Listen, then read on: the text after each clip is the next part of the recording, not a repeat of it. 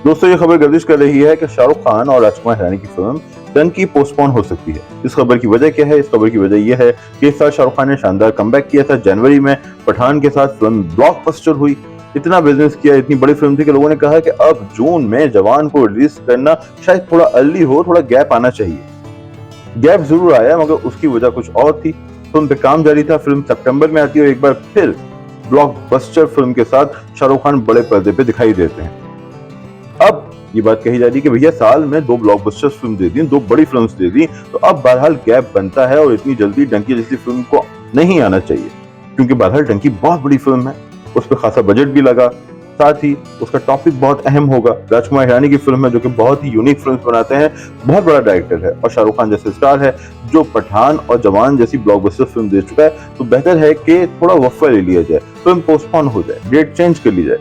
लेकिन मुझे नहीं लगता कि ऐसा होगा। उसकी वजह यह है कि लॉजिकली तो ये बात दुरुस्त है कि एक साल के अंदर किसी बड़े स्टार की 3 फिल्म आना कुछ ऑड लगता है, लेकिन दूसरा मसला यह है कि अगले साल हमारे पास कोई बड़ी विंडो मौजूद नहीं है। बेशतर बड़ी विंडोज बुक हो चुकी हैं। अगर फिल्म पोस्टपोन होती है तो ये सवाल पैदा हो जाएगा कि अब इस फिल्म को कब रिलीज किया जाए, किस डेट पर रिलीज किया जाए। क्या कोई ऐसी विंडो मौजूद है जहां इतनी बड़ी फिल्म रिलीज हो जिसका डायरेक्टर राजकुमार हिरानी है और जिसका हीरो शाहरुख खान है, जो इससे पहले पठान और जवान जैसी ब्लॉकबस्टर फिल्म्स दे चुका है?